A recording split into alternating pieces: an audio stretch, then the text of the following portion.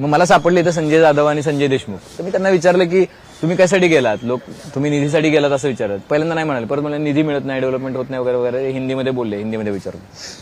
मी त्यांना म्हटलं की अरे पण तुम्हाला ट्रान्सफॉर्मर लावायला पण सरकार पैसे देत नव्हतं असं मी ऐकलं. अरे ओमराजे बोलले होते ना की ट्रान्सफॉर्मर, माझ्या पत्रावर ट्रान्सफॉर्मर सुद्धा बसवत नाहीत. आता त्यांना ट्रान्सफॉर्मर बसवायला नाही खासदार केले, खासदारांची कामं वेगळी आहेत, पण तरी पण आपल्याकडे काय आज चालतं. तर मग मी विचारलं, गोगावले आले, हर्षदा होती, गोगावलेनं विचारलं काय ह्याला काय अर्थ आहे, तुम्ही मजबूर करता ना म्हणजे लोकांना येण्यासाठी, कारण तुम्ही ट्रान्सफॉर्मरला पण पैसे देत नाही. ते ओमराजे ट्रान्सफॉर्मरसाठी गेले बिचारे. म्हणजे ऋत्विकचं ऐकवायला नसेल तर ऋत्विक म्हणजे खूपच ट्रान्सफॉर्म झाले. मला असं वाटतं की ते असं आहे, म्हणजे जर तुमचा निधी थांबवला. मला त्याच्यानंतर एक राष्ट्रवादीचे आणि एक भाजपचे आमदार भेटले. हे समजून घेतलं पाहिजे. निधी हे प्रकरण खूप इंटरेस्टिंग आहे. ते म्हणाले की 1 रुपयाचा सुद्धा निधी मिळत नाही. आमदाराला 5 कोटी रुपयाचा निधी असतो. 5 कोटी काय होतं, 5 कोटी एक 2-5 किलोमीटरचा रस्ता पण होत नाही.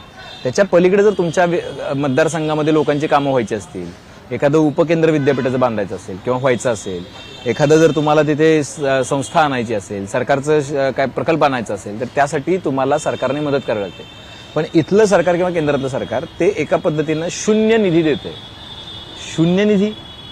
माझं असं म्हणणं आहे की याचा अर्थ असा आहे की ही शिक्षा ही आमदारांना नाही, ही शिक्षा त्या मतदारांना आहे. हा त्या मतदारांवरचा राग आहे की तुम्ही आमच्या विरोधात मतदान करता. मला असं वाटतं हे सगळ्यात जास्त घातक आहे.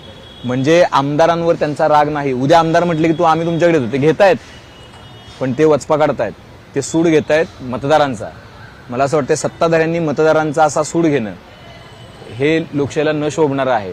महाराष्ट्रातल्या सरकारनं आणि केंद्रातल्या सरकारनं सुद्धा मला असं वाटतं की थोडं दयाळूपणे, प्रेमाने, ते सुद्धा मतदार आपले आहेत. कुठल्या तरी कसं आहे की लोकांची भावना कशी असते बघा. तुम्ही ग्रामपंचायतीला एखाद्याला वेगळ्याला देतात, त्याचं कारण त्याचं वेगळं असतं. नगरपालिकेला वेगळ्याला देतात, त्याचं कारण वेगळं असतं. कोणीतरी महानगरपालिकेला वेगळा पक्ष निवडतो, लोकसभेला वेगळा आमदार निवडतो आणि खासदार पण वेगळा निवडतो.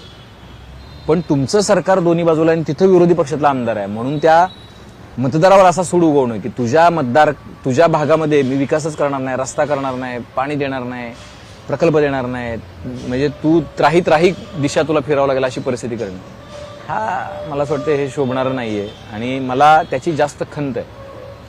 कुणी लोक असत, ही जी लोकं आली होती, आता काय धाराशिवच्या लोकांनी काय गुन्हा केला? गुन्हा एकच केला, त्यांनी ओमराजेंना मतदान केलं.